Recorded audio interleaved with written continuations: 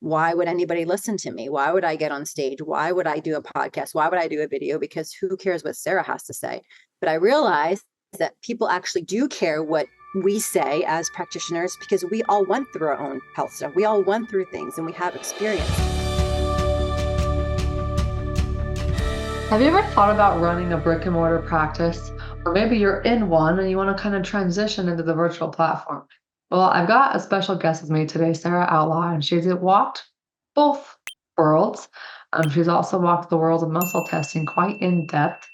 And she's going to share with you some tips and tricks of what to do, what not to do, and then what we're helping her transition into, which I'm freaking excited about. So, Sarah, welcome on.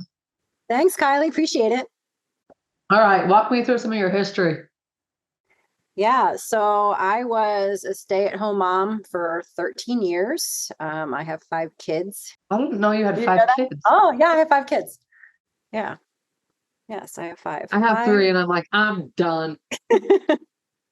Yes, yes. So my own health brought me to wanting to do what I do today. And so not finding help and not finding answers is kind of why I became a practitioner, because nobody could help me. So I figured I have to help myself, and I wanted to help my kids because my family history of health isn't so great. So I was like, well, if I have a bad family history of health and I'm sick, then I've got all these kids. So what if they're sick too? So I found a different way. I found a muscle testing practitioner who could help me. And then there wasn't one where I moved to. So I said, okay, well, then I'm going to have to go back to school and do this. So I'm back to school at 35, got a master's degree in nutrition, got an equivalent of a master's in herbal medicine and a health code certification. I just kept going, and then muscle testing in school, and I just kept on going and going and going and never stopped. So it's been a fun, very long journey, but I kind of found what I always was meant to do. And now I get to help all these people and help my family and get on a podcast with you. So it's awesome. Can we sit on that for a minute? Because people are like, well, I'm 55, but do I really want to start over? I'm 60, like whatever the story is. There's Yeah. never a better time than now.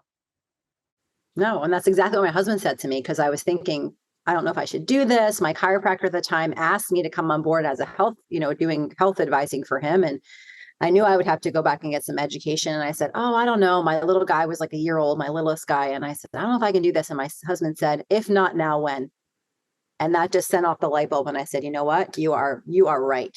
I can do this. So I did it. And it wasn't easy. And there was a lot of late nights after the kids went to bed. And I said, I'm going to be a practitioner. And people were like, you're going to do a what? I was like, I'm going to go be a practitioner. I'm going to go help people because nobody could help me. I have very little memory of about 15 years of my life because I had Lyme. And I don't remember really my kids when they were little. People show me pictures and I look at them, I'm like, oh, okay. Oh, I know. I kind of remember that now, but it's just this blurry mess of all those years of just muddling through. So I don't want that for other people. Yeah. Can we talk about our husbands for a minute? Because for a husband to say, like, if not now, when? I mean, that's a pretty good man. Yeah. Yeah. He's I'm been very going supportive over. through the dating scene because I'm in Utah and I'm 25 and not married. And how dare I do that? How dare I go after education? And I remember I would get in arguments with guys. They're like, well, I want my wife to be a stay-at-home mom. I'm like, you're a freaking idiot, because what if something happens to you? Right. You're really going to live off of, I mean, and nowadays it's so hard to live off of one income unless it's a substantial income. Oh, yeah. Yeah. I don't know how we did it back then. I mean, if you looked at our income back then, it was like, for a family as big as ours, we were like at poverty line. My husband was former military and we had gotten out and trying to make it in the civilian world. I don't know how I did what I did on the income that we had then. And I've changed my mindset and mentality so much in the last 10 years, where we don't say we can't afford things. We say, how can we afford that? Like, it's like, how can we? Like, Yes. I mean, so we changed it. And I took out a personal loan and said, okay, I'm going to borrow money to do this schooling. And then I know it's going to come back to me. And it did, like within 6 months back. So it was one You of those have this things. expectant mentality Yeah. where you're going to go do something and you expect it to work. And Right. there's a difference. Like, I am the same way. I'm going to go host a workshop and I expect to get results from that workshop. I'm going to go do this and I expect to get results from them. When we approach our our activities, our agenda, our to-do list that way, especially in business, it changes things. Right. Oh, for sure. Changes everything. Yeah. Okay, so brick and mortar practice. Give me some do's and some don'ts. Oh, yeah. So some do's, hire the right people. Some don'ts, don't hire the wrong people. That's with business in general, period. That's what make and break you. And, looking at even just now, looking at this past year and looking at stats and, going over and seeing that we actually are down for the first time this year. But I had an associate this year here, and I was looking at my stats thinking, this is not okay. You don't hire someone to see people and then your stats go down. If you hire someone to see people, then your stats should have gone up, maybe not double, obviously, but they would go up. So then that's how you know that you possibly didn't hire the right person, which mine's not here with me anymore.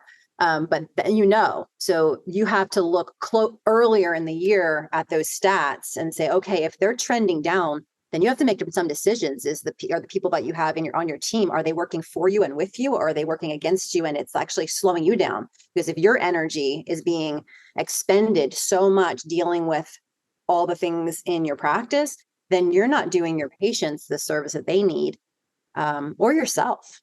So being more careful, I think that those were the biggest mistakes I made, is just being like, anybody who wanted to work with me could work with me. And that's just great. Like, as far as, employees, and I'm like, yeah, the more the merrier. And I'm like, oh no, not the more the merrier. I have to be more careful, because people will want to hitch themselves to successful people, but they won't want to necessarily put the work in.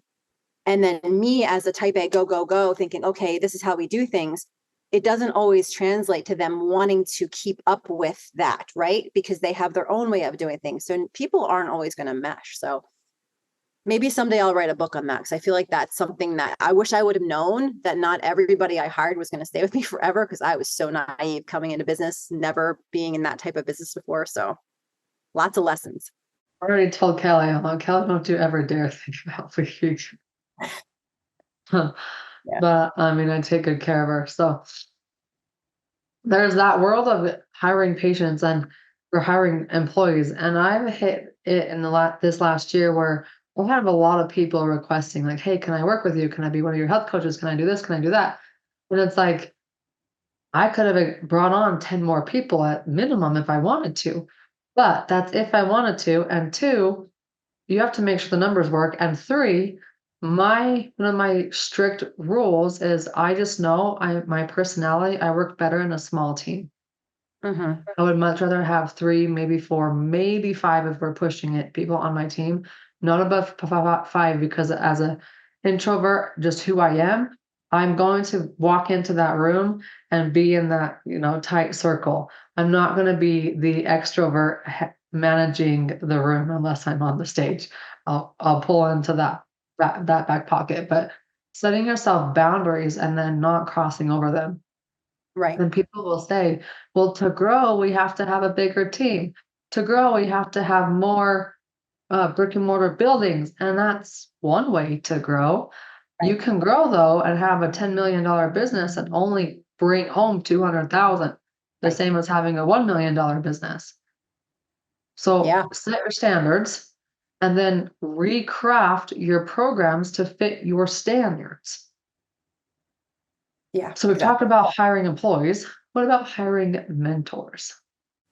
Yeah, that's been kind of an interesting journey this year, especially. I think I had more people that I was always the mentor. Like the last few years, everybody came to me because I was one of the fastest growing practices and did things really, really fast. And people are like, oh my gosh, like we want to learn from you. So I've done a lot of that on a just like one-on-one low scale. If I would have had to do that over again, I definitely would have probably charged more for the services. But I had a lot of mentors this year.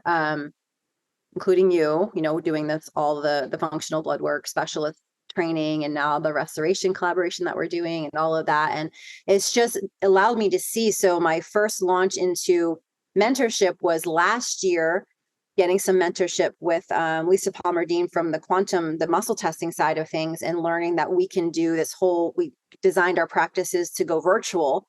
So I have 3 brick and mortar practices in 3 separate states, 1,000, like triangular, like 1,000 miles from each other, South Carolina, South Jersey, and Iowa. And realizing this year at the end of 2023 that I don't need to keep all of them because I can go virtual, especially South Carolina, which is the newest one. I'm going to start closing them because I don't need them. So because I can do everything virtual, and so can my associates. So even if my associates in any of the other practices want to stay on, they don't have to be in that brick and mortar, right? They can, or they can just, go off on their own. It doesn't matter. At this point, it's like, okay, it's about helping more people and it's about helping not have as much overhead. So that's what mentorship this year has really taught me, is that I can do more without working harder. And I don't have to travel if I don't want to. You're on the road a lot. You're constantly like, hey, I'm flying this place. I'm flying that place. I love traveling, but there comes a point, like I was not feeling, I had to cancel my South Carolina trip this past week and I got sick and I couldn't travel. So, but I switched everybody to virtual. All my South Carolina patients were switched to virtual. And I was like, I'm sitting here on the phone in my pajamas on my bed because I feel like poo and I can talk to all these people and get the entire day done. So why am I going to fly, take 7 hours, because it's not fun to fly from Iowa to South Carolina. There's no straight flights. Why am I going to keep doing this every single month for how many years? I don't have to. So before we didn't have a choice, right? We didn't have all the virtual abilities, but then 2020 happened and people Zoom wasn't a thing until 2020. Right. So we're all pivoting and we're realizing we have skill sets that are developing, like we're evolving. Our skill sets are evolving and, I'll still travel, but I'll travel for fun, not for business. Right. To the tropics area. Yeah. So if I go to South Carolina, I'll go there for vacation, not to, spend all day in an office. Yeah. Big thing. So in 2019 was when I was like, I'm so sick. I was sick with pregnancy. Why do I still have this brick and mortar practice when I physically can't even get myself to the practice? So I pulled the chain. I did it in 2 weeks. I said, okay, I'm done. Whenever everybody went virtual, I already had some virtual components. And then 2020 hit, and I was like, wait a second. This is gold. So as you've transitioned, walk me through, because a lot of people are sitting in your shoes. Walk me through how you've made that transition. Well, in 2020, some of our patients, I was still traveling. So 2020, I still lived in New Jersey and we were building our farm in Iowa because we were planning on moving because I was opening a training center here in Iowa for a muscle testing training center. So we had to move. So building a house, in the middle of building the house, the pandemic hits, right? And then we are in trouble because now what do we do? Then what do we do? Like, okay, we're already we can't stop building. So we're like, okay, we're going to keep doing this. And we were in the middle of adopting she's 18 now, but she was 15. So we adopted a 15-year-old girl in 2020. On top of your 5 kids? She's one of my 5 kids. Okay. So I have four biological and 1 adopted. Cool. And so then we're looking at, okay, we're moving now and I'm full-time in the Des Moines practice, but then I was still going back and forth and to New Jersey in the middle of, I still flew. My life did not change at all in 2020 as far as my travel. I was still going back and forth to New Jersey and to Iowa. And we had to pivot because a lot of people, especially in New Jersey, didn't want to come into the office. They were too afraid. They were scared. And so more so in New Jersey than in Iowa, because it's a little different how people are in each state, as I'm sure you know. But it's like here in Utah, nobody even wore a mask. Yeah. Ever.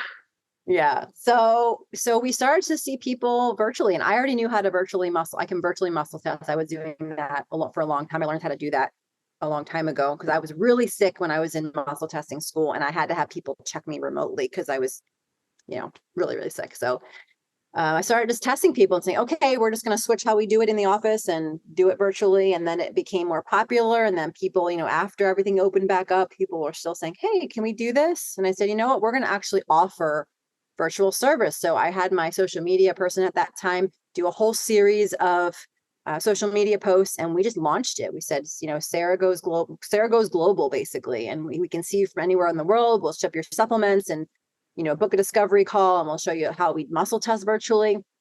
We actually started doing labs in 2020 because we needed another thing to do. So we started doing Avexia.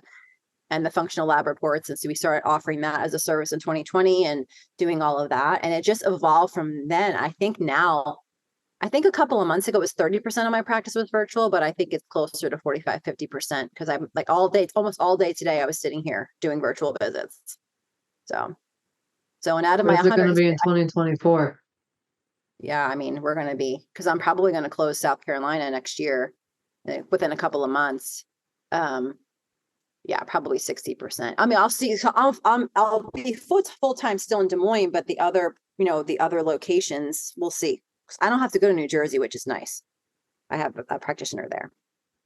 Nice.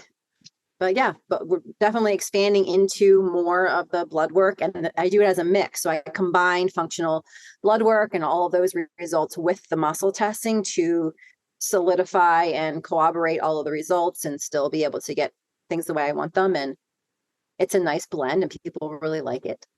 So there was a post that you made. I'm pulling it up right now if I can find it fast enough. Because it was talking about this transition, and the way you said it, it was like, okay, that is gold. You're so diligent about posting. I'm already 4 days back, and you've got so much on here. Yeah. But you basically said muscle testing girl meets blood work girl. Oh yeah, I remember that post. I think that was the last week or the week before, wasn't it? Muscle testing blood girl meets blood work girl. There are so many muscle testers out there. How have you combined the two of them? Yeah, well, first, continuing to hone the muscle testing skills so that you're not staying at the same level. So you keep, evolving as things evolve. So I constantly doing more trainings. I'm always doing seminars. I'm always going. So I'm always at the cutting edge of the latest muscle testing and what we can do. So that's been really, really good. I think that's a standard rule for going virtual because having a virtual business is much different than having a brick and mortar practice. Brick and mortar practice, you can have modalities, you can have your decompression and your bioionic scans or whatever it is, and you can have those same machines for years. But when you're in the virtual platform, that changes. Like 3 years ago, webinars were a big thing. Now webinars, you better go be going live versus an automated webinar. There's just a big difference, and who knows what else it's going to be in 3 years. So when you choose to go on the virtual platform, just know that what you're doing this year might not be what you're doing in 2030, for example. So be flexible, be adjustable, and be willing to change with the times. Because if you're not, business won't do as good as it could do. Yeah, you can't be stuck. And you also can't think that one way of doing things is the only way either. So, even like one form of muscle testing where you have to be able to open your mind and accept everything. So we've been really, really fortunate that our patients and clients are so open to what we do. We have research to back up muscle testing and all of that. So that's kind of my first love because I love it. I feel like I'm really good at it. I learned really fast. You have like a 15-year history with that. Well, 30, including your own patient history. Right. Yeah. So that has been, I muscle test. I just really like it because I get the answers and the blood work backs it up. So that's the coolest thing about doing labs. And a lot of the muscle testers that I know that are moving the fastest and the most forward are putting in the diagnostic testing with the muscle testing. And that's really the wave of the future. And it's really cool to see. I was just down in Florida a couple of weekends ago with Lisa Palmer, Jason Dean, and they were talking about diagnostic testing and how it's the most mind-blowing thing when you have lab results or DNA test results, which you do all those things. And you've already done the muscle test first, and then you have the test results come behind it and they match. Like everything we found with the muscle testing literally is matching what the blood work is saying and what the DNA test is saying. And the patients are like, whoa, that is so cool. So it's just another way of saying, you know what, muscle testing works. It's showing what the blood work showed. The combination is really good because a lot of us are visual, right? I'm a visual learner. I like to see things in black and white or in color. So when someone shows me my lab results with all of the explanations and things, that's important to me. So that's been a huge thing. So combining those two things together, it was a really easy transition. We just said, hey, we're adding this thing and we have an option to do it without it. So you can do either or. You don't have to do it one way or the highway. We have different care plan options that people can choose from. And we raised our prices so that our prices reflect it. We were taught that you should, charge $45 a visit, and, $700 packages for 12 visits. And that was how we did things. And we're like, no. And this year, working with you, last year, working with Dr. Palmer, learned that I needed to value myself, because I was the kind of person who didn't think anybody cared what I had to say ever. So why would anybody listen to me? Why would I get on stage? Why would I do a podcast? Why would I do a video? Because who cares what Sarah has to say? But I realized that people actually do care what we say as practitioners, because we all went through our own health stuff. We all went through things and we have experience. So when I presented this change, okay, now we're not just using this as an option. All of our new patients coming in are going to get presented with this as our top care plan, with labs combined with the muscle testing as our deluxe program. And I do body code along with that. That's a good way to say it. Yeah. It's the deluxe plan. It's our fast track to wellness. The Louis Vuitton plan. Luxury, like luxury health plans. That's what we're offering these days, right? And people are like, this is so cool, because they've never seen blood work like this. I mean, they get TSH, they get, 1-2 little things in cholesterol, and they get these rinky dinky lab tests to say they're fine when and they're like, when we do it, they're like, oh my gosh, that's what my blood work really said. I'm like, yeah, like, you didn't know that? No.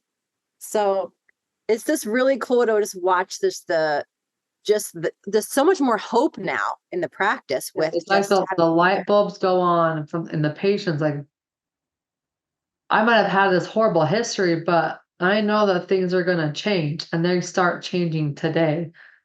When you sit down with them, you're like, wait a second. One, you're actually getting the blood work that they really need. Right. And 2, reading it the right way. That's a novel idea. Yeah. And then 3, what happens with I know you're really big into the one-on-one stuff. Have you shifted anything into group programs and DIY? Have I rubbed off on you a little bit? We're working on those. That's my 2024 plan. Yeah, I'm still doing one-on-ones. I saw 106 one-on-one patients last week.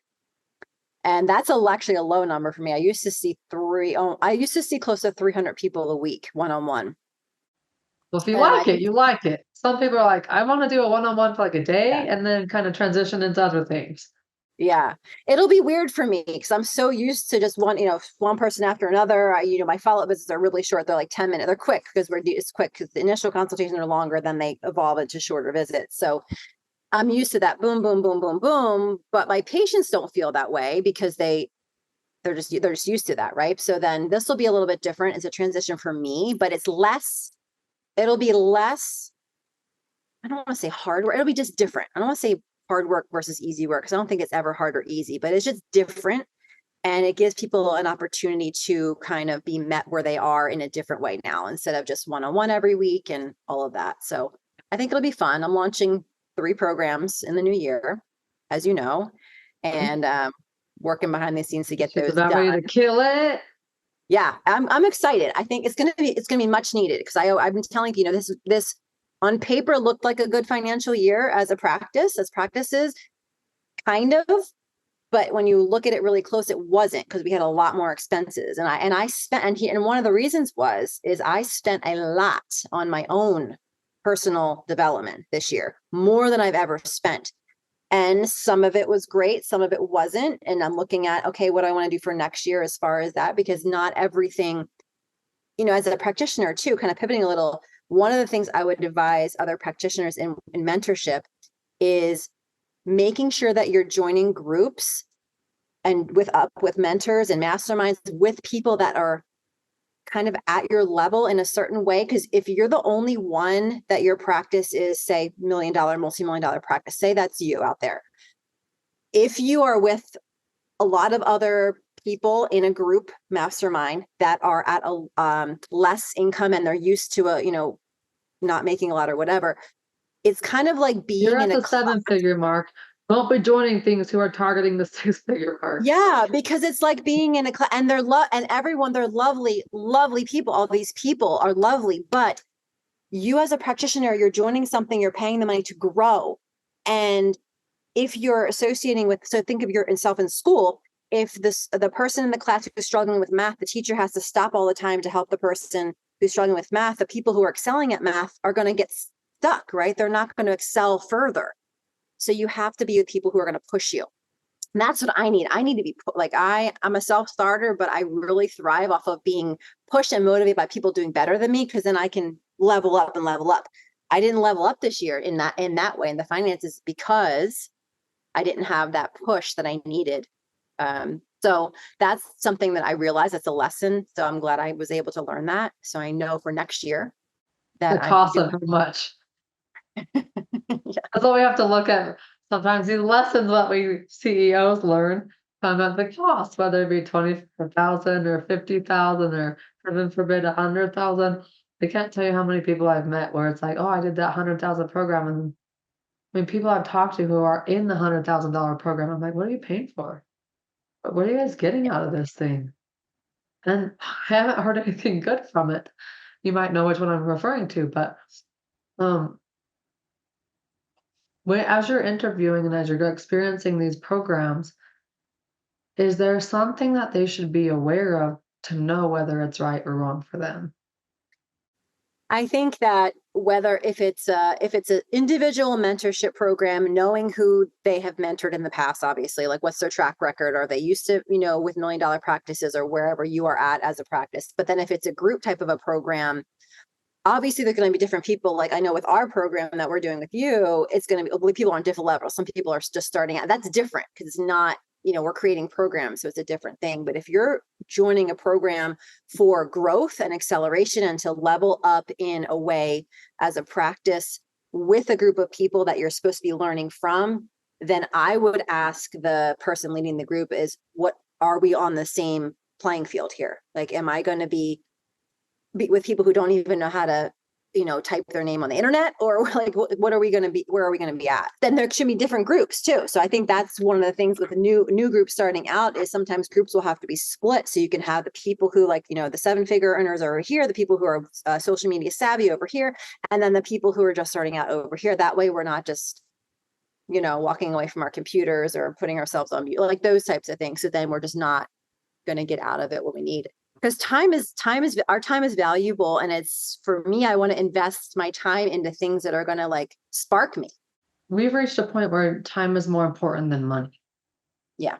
Because we know how to make money. We know how to bring money in. We know how to create it. Time, you can't buy more time. Right. So when you reach that point where it's like, how do I save my time? How do I use the time that I want to do? My time spent where I want to spend it. That's the key when you get to this level. And do I want to bypass time? Like, do I want to bypass the struggle that, it took me 2 years to kind of figure out how the heck do I run this virtual business thing? And I didn't know of another person in our field who ran a business like I did. I wanted to, because I kept getting told, well, you have to sell high ticket. You have to have one-on-one touch. I'm like, I just don't want it. Okay. I don't want it. Right. So I was having to figure out, what did I want and how did I create it when I didn't have somebody who was there to guide me step by step. So Right. time is precious. Be sure that you are very specific. And like Sarah's been saying, it's your time. You'll never get it back. So what do you want to do with it?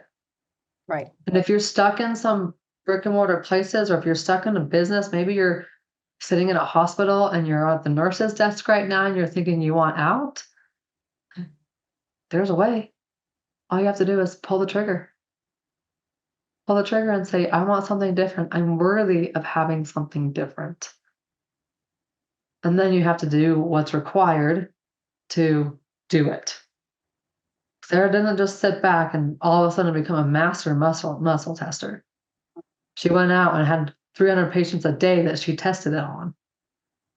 So go out and do the stuff.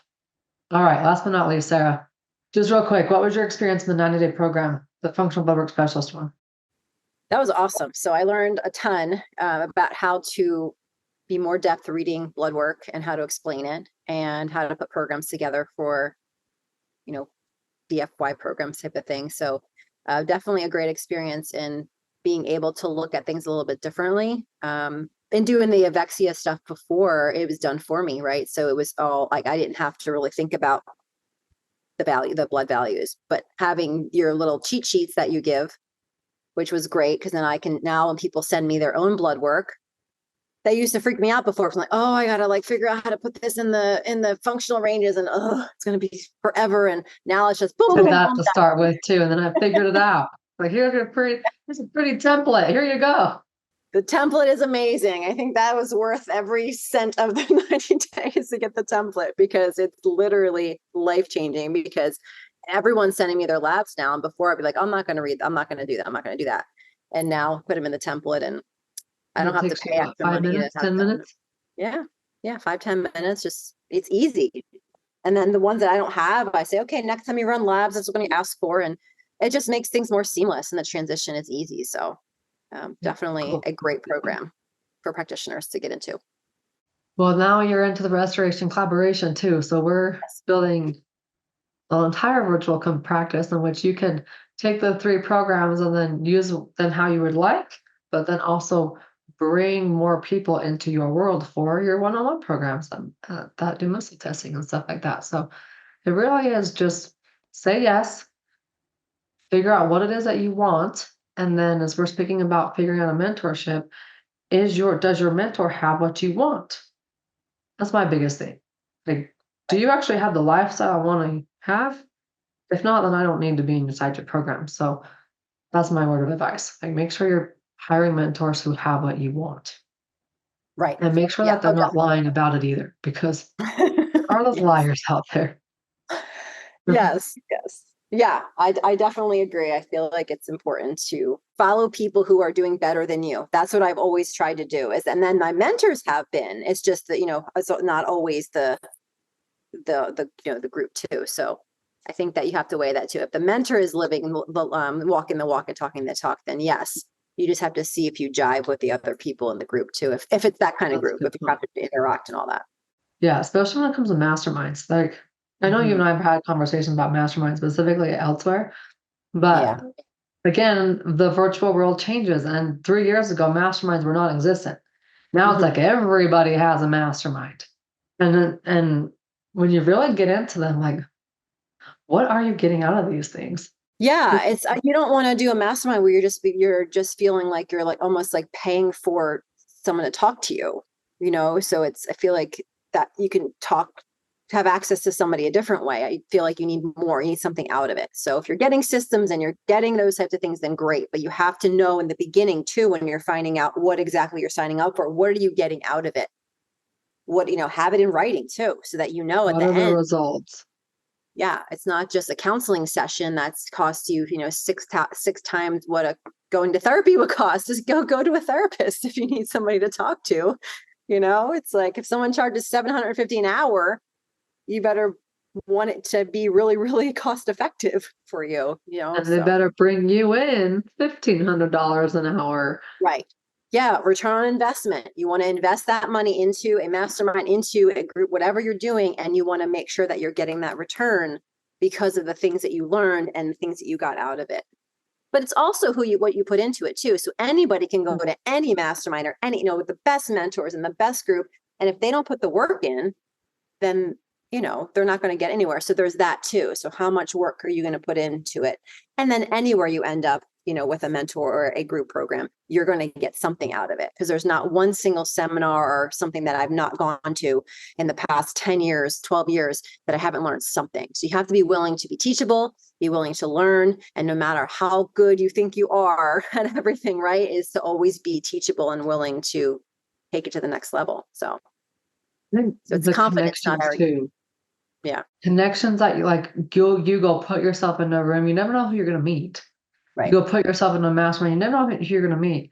I like my, very specific programs for a reason. And there's a reason why I didn't call it Restoration Mastermind. It is called Restoration Collaboration, because I want to see you guys doing 6-figure months like the back of your hand. Like it just becomes that easy for you. And then you can, sky's the limit. You want to make 7-figure months? Fine, go for it. Like, Yeah. I want to make no getting double away. six So, figures. We're already at 6 figure. I want more than that. okay, 7 figures. 7 So figures. No, we're doing monthly here. 7-figure months. yeah, 7-figure months, because I already have 6-figure months. I want 7-figure Yeah, months. we want 7-figure months. Yeah. Okay. So choose your people wisely. Yes. We've both made things where it's like, oh, I wish I didn't put the money on that. But let me find the needle in the haystack and we'll find them. There's one program that I'm still looking for the needle in the haystack, but it's okay. And anyways, it's a wrap. There's Sarah Outlaw for you guys, and I'm Dr. Kylie Bird.